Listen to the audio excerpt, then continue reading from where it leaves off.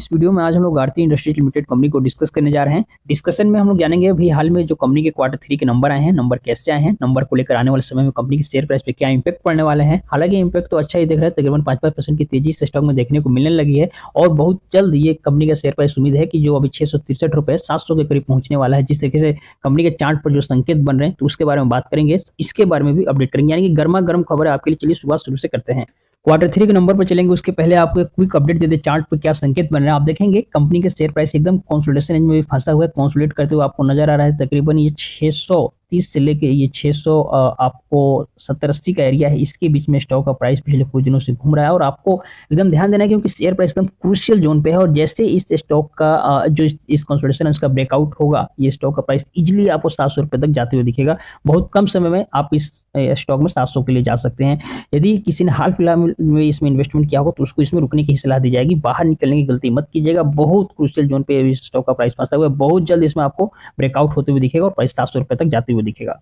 तो अब हम लोग आ गए हैं कंपनी के क्वार्टर के रिजल्ट पे और यहाँ पे हम लोग कंपनी के क्वार्टर 3 के जो नंबर आए हैं उसको डिस्कस करते हैं। सबसे पहले बात करेंगे कंपनी के सेल्स का। दिसंबर क्वार्टर में जो कंपनी का सेल्स हुआ है ओवरऑल देखेंगे तो 1732 करोड़ का सेल्स हुआ है। सिर्फ मैं ये जो भी हाल में रिजल्ट है इसकी बात कर रहा हूँ, इसमें सेल्स पिछले क्वार्टर के मुकाबले देखेंगे तो अच्छा खासा आपको बढ़ते हुए दिखा है।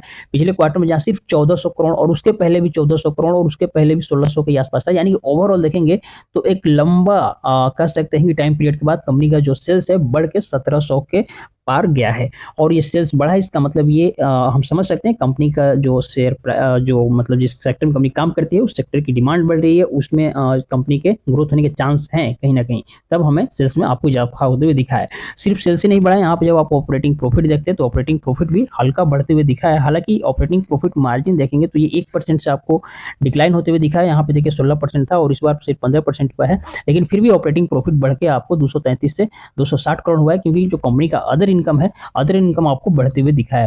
तो जब कंपनी का अदर इनकम मतलब साइड से यदि कुछ कंपनी काम करती है और उससे जो पैसा आता है तो जाहिर सी बात है ऑपरेटिंग प्रॉफिट बढ़ेगा।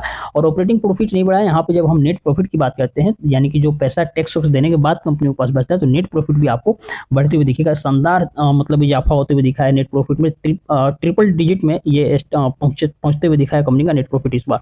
पहले जहां सिर्फ डबल डिजिट में हो रहा था पिछले 2 क्वार्टर के मुकाबले, उससे बढ़ के कंपनी का ऑपरेटिंग प्रॉफिट इस बार बढ़ा है। तो इसका इंपैक्ट है कि कंपनी का शेयर प्राइस आपको तकरीबन 5% के आसपास सर्किट में जो देखने को मिल रहा है इस तेजी इस स्टॉक में।